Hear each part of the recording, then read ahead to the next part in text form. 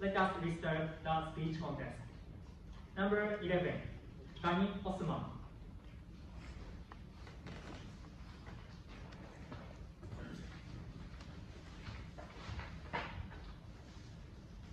Value of time.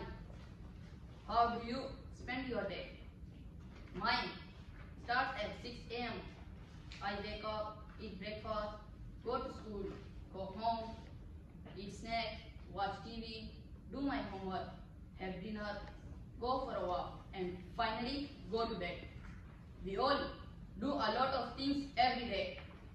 One time, I was late for school. My teacher was very kind to understand my situation, but I know that it wasn't good. So I told myself that I will try not to be late again. What is it that you value most? For me, it is time. Time is one of the most important things in our life. Once it's gone, it's never coming back. We also cannot buy time with money, so we should give importance to it. Do you agree that if we use our time wisely, we can create a great future? I think that people who are successful in life understand the value of time very well. We all have only 24 hours a day. There is no difference between a prime minister or an ordinary person. I have read that time is the only dimension in which we all live our life, and it affects everything we do. Time is so important. In fact, if you don't have it, you could not do anything at all. For example, if you are late for 1 minute and miss your train, then you might have to wait for 30 minutes for the next one. I believe that this will cause a lot of problems and makes us lose a lot of opportunities. In my experience, my parents would often tell me to make good use of my time, but sometimes I would waste it on things like watching YouTube and playing games. I know that it's okay to have some fun, but rather than that, I could do things like studying or doing my homework. How about you? What would you do to use your time wisely and valuably? Thank you for listening.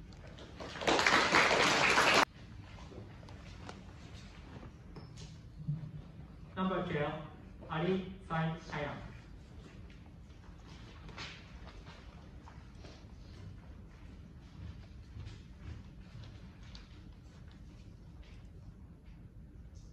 Title: Selling Our Dream. Respected teachers and students, my name is Shaya. Today I got an opportunity to talk about my dream. I am sure that everyone in this world has or has had a dream or something they wanted to be accomplished. Whether it is to be an astronaut, engineer, or even a leader of a nation. My dream is to be a businessman. Especially, I want to be a car salesman. I was interested in cars all my life. Ever since I was young, I was captivated by the designs of the variety of the designs and the sound of the engines, and also that they can go really fast. If there are any car fan in the audience, Toyota Supra is my favorite. I think that cars are just really cool. Well, most of them are. My teacher thinks his old and box is cool, but I strongly disagree. I believe that being able to buy and sell cars is the perfect job for me. However, this would be the first step to make my dream come true. To be successful as a car salesman, I need to develop many more skills which will help me to spend my dream and business.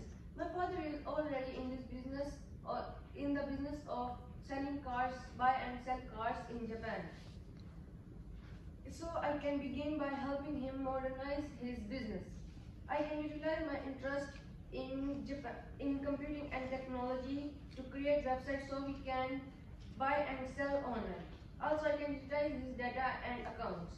Having an online presence will give us access to many other countries, so I can travel to these countries and experience their cultures. This is one of the personal benefits that I am looking forward with this job. Eventually, I hope that I will be able to open workshops and factories in these countries, and I can employ people who do not have jobs, give them good wages, and give benefit to their families. It is important to me that I became a respectful businessman and someone that people can feel in confidence. Especially these days when companies are losing trust of the people. Well, this speech needs an ending, but unfortunately I do not have the one for you yet. I have planned as much as I can, and now I have to work hard to make this dream come true. I really hope it works, but we never know the future holds for us. Maybe I will end up being a soccer player, but if anyone here needs a new car, please find me later or perhaps day in the future. You will let me sell you my dream. Thank you for listening.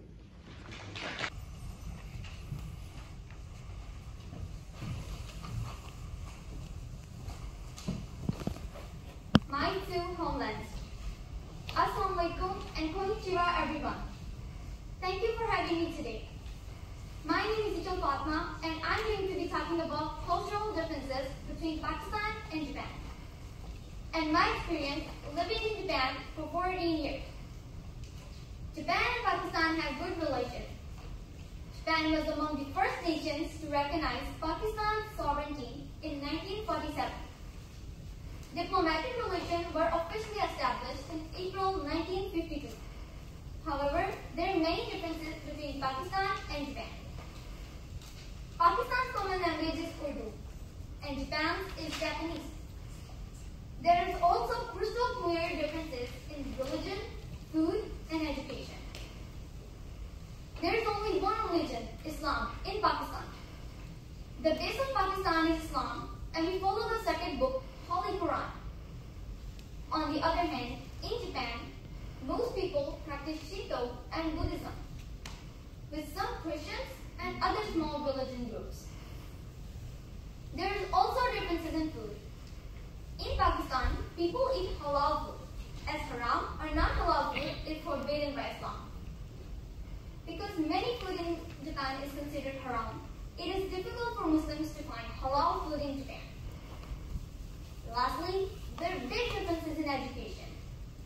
In Japan, there are no restrictions on co-education. On the other hand, in Pakistan, girls and boys study separately, and many backward families don't allow their girls to study. Bullying is a big problem in Japanese schools, causing many children to leave school due to psychological stress and many even committing suicide. As a foreigner, I also experienced bullying in Japanese school. In middle school, I was taunted by a girl for my complexion. Over time, I have started tackling this problem with the help of teachers and friends. Overall, I think that Japanese are very friendly and kind-hearted. They try to understand our problem and help. It is important for us to cooperate as Japan will be sustained by more Muslim and foreigners in the future. To conclude, I can say that there are friendly relations between Pakistan and Japan. Despite cultural differences, as Stephen Covey said about culture, strength lies in differences, not in similarities. I can say I love Japan the most after being here for 14 years. But we should take steps to end the problem of bullying. I can proudly say that both Pakistan and Japan are my homelands.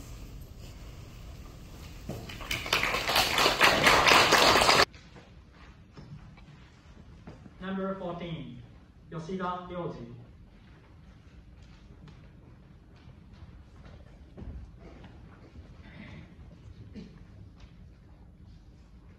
Teenageology. Teenager versus technology. Have you ever wondered what's keeping teenagers busy these days? Oh, I remember that I'm 13 and I'm a teenager. To answer that question, well, we really are quite busy. We go to school daily to study, attend events, or club activities, do our homework, and many other things. But there's one more thing we are also busy. enjoying the benefits of technology, most especially the internet, smartphones, televisions, and so on. These things are good because they provide us with convenience and entertainment. But it's true that too much of something is also not good. Let's talk about the exposure of teenagers to on-screen violence and their over-reliance on gadgets. This is a very concerning topic that involves us, the future generation. The prevalence of these inventions has changed people, especially the youth, in many ways. Communication, for example, has become more digital than actual. Most of us now prefer to send SMS, use social media, or play games online. According to studies, there's an increased behavioral problem among teens as a result of playing violent video games and even watching movies that are not suitable for their age. Essential social skills are also affected because of it. Moreover, spending too much time on screen can cause lack of sleep, exercise, social relationships, among others. The mental health of the youth is greatly affected. So, which of these technologies do you enjoy using the most? I like video games the most. It takes me to a fascinating world that I can never be at in the real world.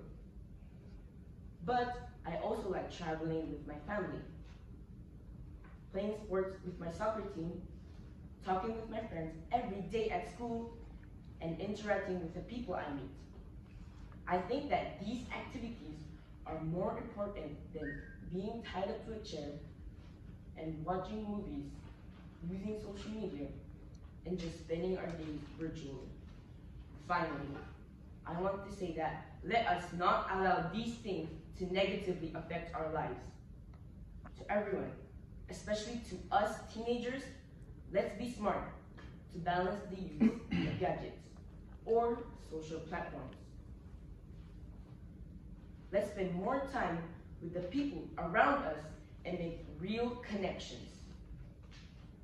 To our parents and teachers, we need your guidance as we deal with teenageology.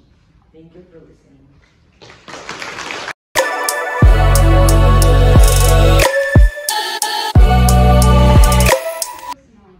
There were two cool cats, Miss Extrovert and Miss Introvert.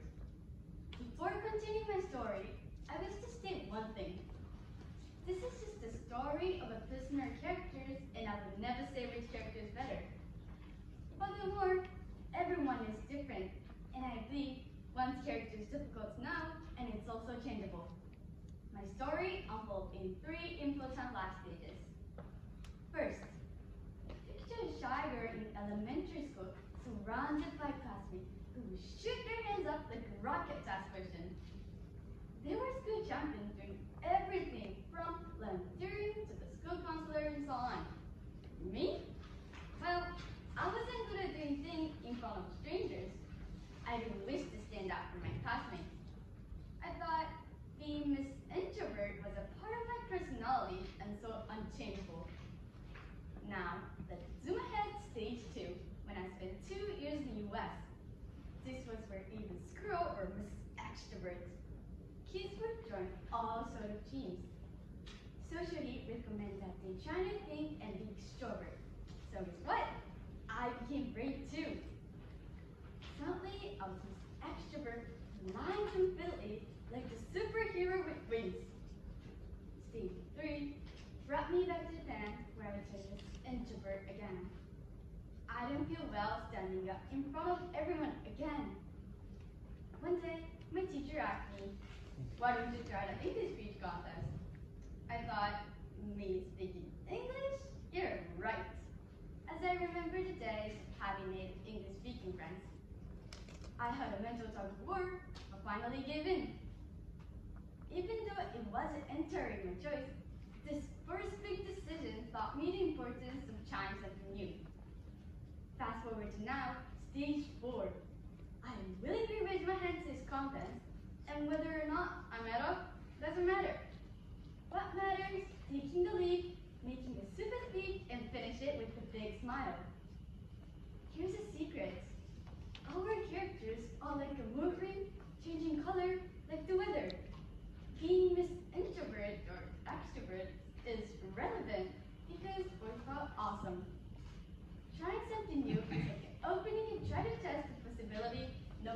character type.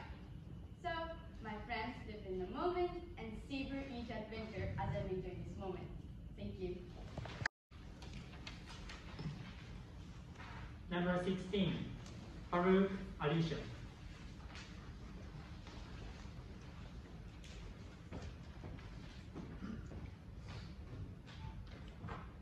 My future dream. My dream is to be a doctor. Since I was little, I wanted to do something rewarding for my life that involves helping others. This idea became solid because of an experience with my mother. One day, my mother was hospitalized. Her Japanese was not good, and I worried if she would be able to communicate. Our worries became bigger when we learned she needed a surgery. The doctor who helped her was kind. He explained that she would make it through the surgery and that my family would be the strongest support for her. Until then, the image I had of doctors was totally different from what I experienced. I thought doctors only dealt with diseases, but I noticed that they also deal with the hurts of patients. The peace my mother felt after surgery was proof of it. It was the doctor's kindness toward my mother and family which led me to not becoming a doctor. I wanted to save lives and give them peace, just like he did for my mother. There are 3 characteristics I want to have as a doctor. First, I want to be thoughtful. When you get hurt or sick, you feel stressed, not only physically, but also mentally. I think if I can help the patients mentally, the stress would be lighter. I want to be able to take care of my patients' mental health because doctors are able to provide wisdom and guidance to help relieve mental stress, which makes healing them physically easier. Second, I want to be a doctor who continues to learn and improve. Medical care is progressing every day. The treatment from each disease differs depending on each patient and their needs. It means every doctor needs to catch up the newest medical information so that they can give the best treatment to their patients. To achieve that, constant self-study is important for better medical care. Lastly, I want to be a happy doctor. In medicine, experts from many fields work together because they want to give the best treatment to the patients. To achieve that, doctors need to understand each field well and cooperate positively. Being humble will help improve communication with other experts and can result in more support and better treatment for everyone. I have a clear image of what kind of doctor I want to be in the future. The energy for it comes from the precious experience with my mother and her doctor. I still have plenty of time, so